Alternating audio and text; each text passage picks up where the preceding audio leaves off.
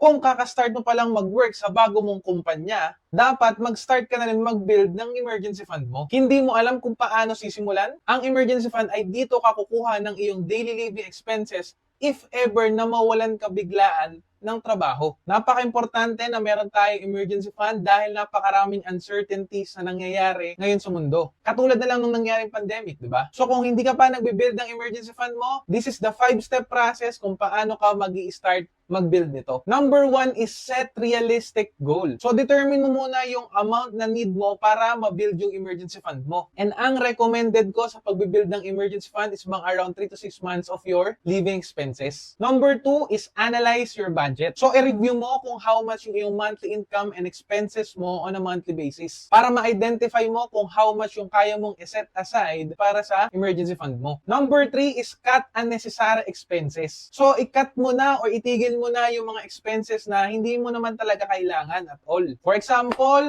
Netflix o kaya Viva Max or anything na hindi ito nakakatulong for you to increase your income and personal growth. So, number 4 is automate your savings. So, after mong i-cut yung mga unnecessary expenses mo, mas maganda na i-automate mo yung savings mo at ilagay mo siya sa isang separate na account para hindi siya magalaw at hindi ka pa kuha-kuha. Number 5 is increase your income. So, kung na-automate mo na yung savings mo at nagiging stable na yung income mo, baby, this is the best time for you to increase naman your income para mas mabilis mong ma-achieve yung iyong emergency fund na goal. Marami ng ways para kumita ng pera ngayon. For example, freelancing job or side hustle, pwede kang magbenta online or anything na makapagbigay sa'yo ng another source of income. So, here are the 5-step process kung paano ka mag-build ng emergency fund. At kung gusto mo yung mga ganitong contents, follow me for more.